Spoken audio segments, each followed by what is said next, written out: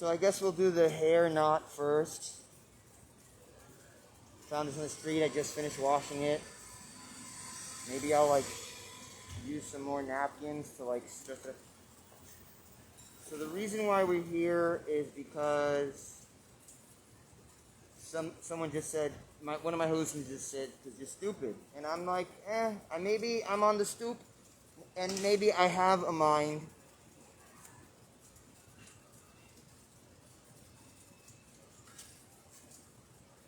So the reason why we're here is because we were walking to the ACE at West 3rd, that we call West 4th. And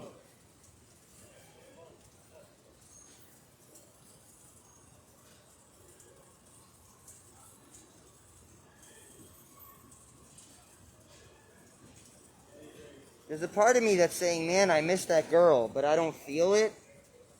It's just like, I'm so used to thinking that there's a part of me that feels that. So what we're going to do is, like that.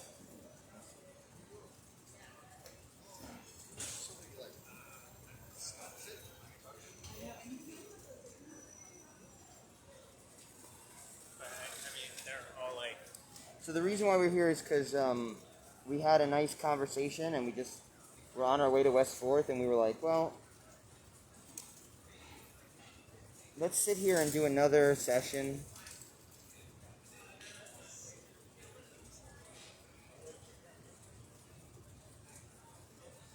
And I have to apologize because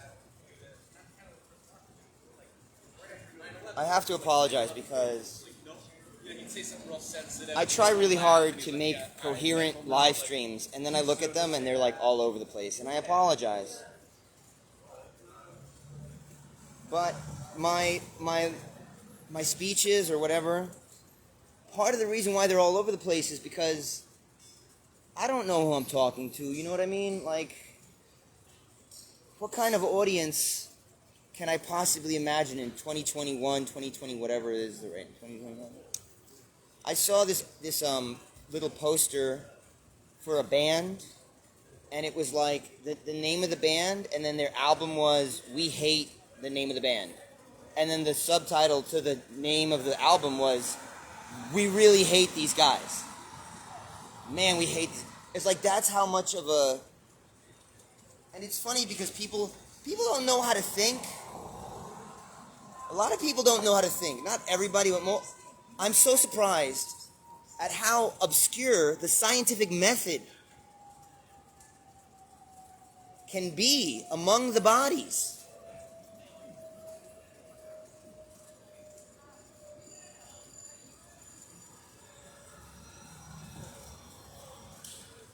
What is this? What are you doing outside of a cab? I don't even have anything, and I would pay for the cab ride. I mean,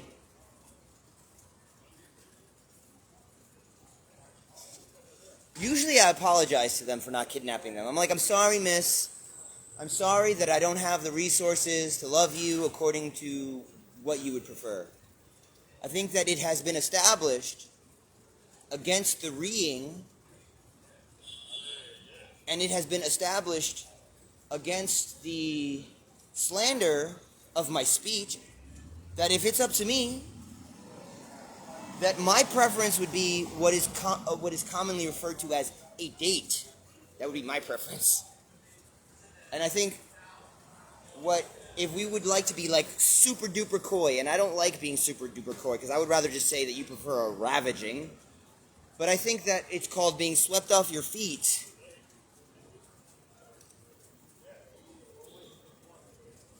And I would rather not. But sometimes I see a girl so beautiful that I have to apologize.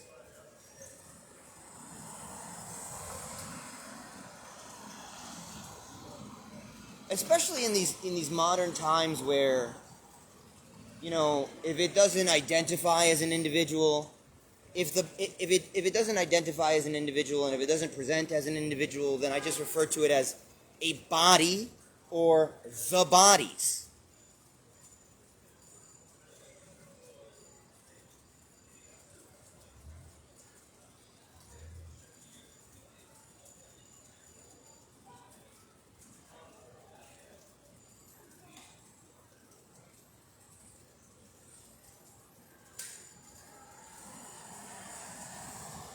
So I don't really know who I'm speaking to. So when I speak, it's all over the place. It's just stream of consciousness. It's a live stream of consciousness.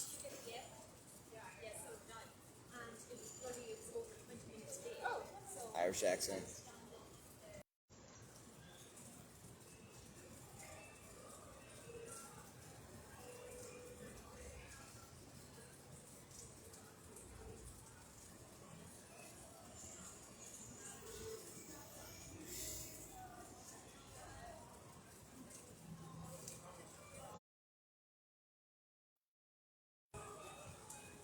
Hey, welcome back. What do you think happened? Do you think that I showed that I was not holding it with both hands and the Wi-Fi just cut out? Do you know how many things I had to face? You know how many things I had to face and consider because I hung out with white people and because I hung out with college students? Like, life is a series of unconscious functions where you don't consider everything that you think about and everything that you do, because that's called neuroses. Look, you see that? You see that bitter happiness? It's called neuroses if you think and consider everything that you do. It's called being neurotic. And I was very, very neurotic for a long time. But I would fluctuate. Sometimes I'd be one of these, like, carefree, lovable assholes. And then other times I would be one of these intolerable, politically correct minorities that are never going to get accepted by the academia no matter how politically correct they are. So it's extra, extra intolerable because no matter what my dialectic would be, it wasn't going to be enough, you know what I mean? One of these bodies is like, repeat, I'm seeing the same body over and over again. They're so adorable. Some of these bodies actually think that the way that they think about other people matters. They look around judging the world like, yeah, I like what you're doing. Oh, I don't like what you're doing. Oh, I like what you're doing. It's like, yo.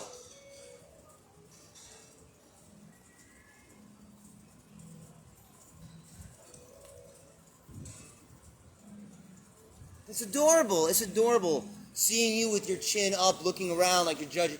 Oh,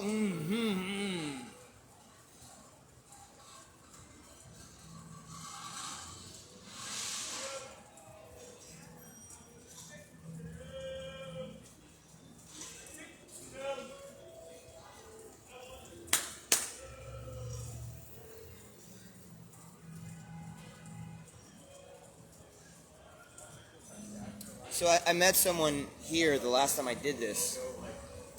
And because I'm not hard determining that I feel definitely positive about this moment, my environment is like exacerbating whatever like human insecurity that I'm keeping because I don't want to like control my reality with my attitude. It's kind of gross.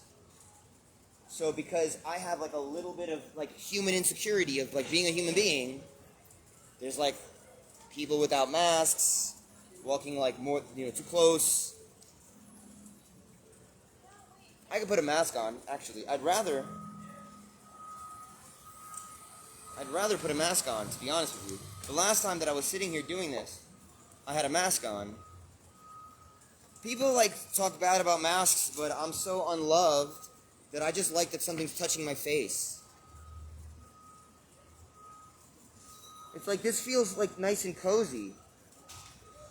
So I was speaking of having something touch my face out of loneliness. So I was watching a Charlize Theron film. I think it was Charlize Theron. And she was the wife of a soldier. And she got so upset that her husband was being pulled away to war over and over again, that she had to like fight it or something.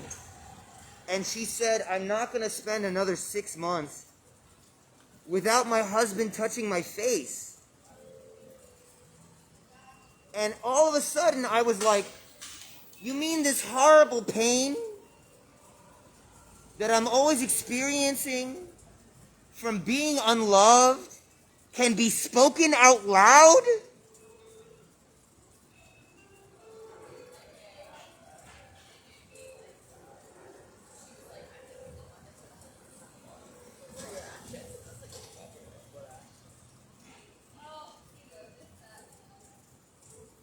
She's like, I'm not gonna spend another 8 months without my husband touching my face.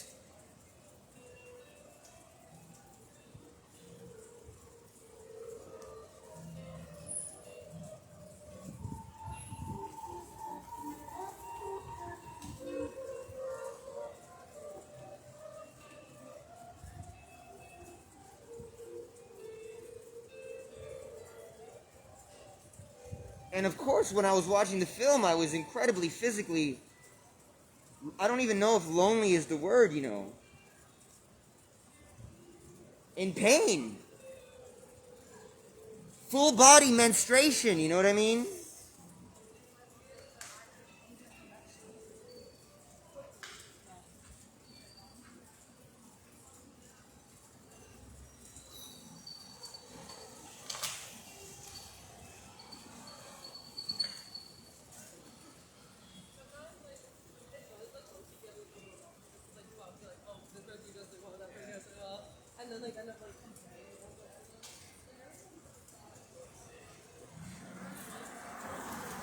So sometimes there are unconscious things that I learn about that help build me up. But then there are unconscious things that I learn about that work to tear me down.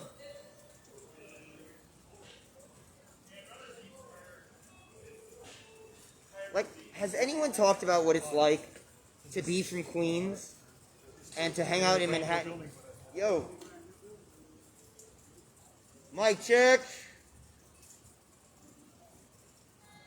Does anyone ever talk about what it's like to be from a borough in Queens, New York, and you're not exactly black, but you say nigga all the time with all your friends, some of whom are black, and then you start hanging out in Manhattan with the college kids for a couple of years, and then you don't feel comfortable saying nigga no more?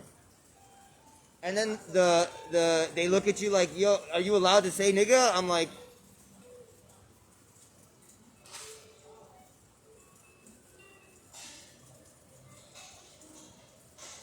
it's funny because our country is slowly filling with people that think of themselves as kings, or not even think about themselves as kings, but like announce that they're kings. They wear these little hats with these crowns on them. And I'm sorry that you're not like historically minded enough to think that this is funny, but funnily enough, as our country is like filling up with kings, simultaneously freedom of speech is being diminished. Let's just give that a little bit of a thunk. Let's give that a little bit of a thunk, huh?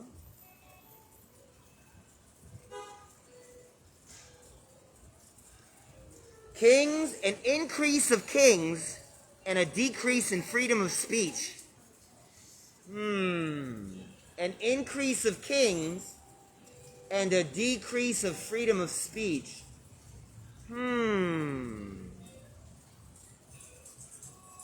Give it a good old thunky thunk.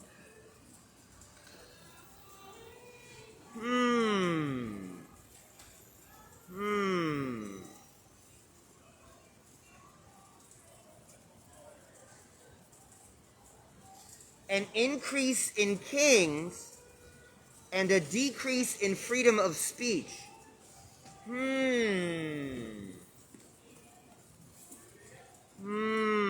An increase of kings and a decrease of freedom of speech.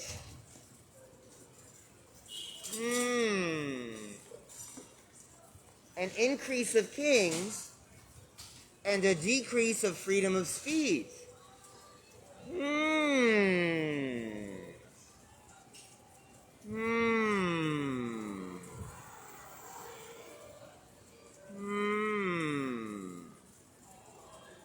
Louie, Louie. Alright. We gotta go. Na na na na na. Louie, Louie.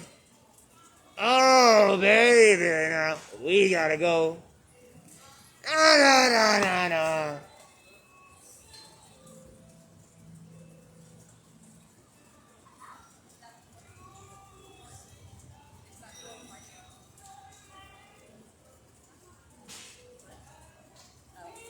Do you know what's better than a monarchy?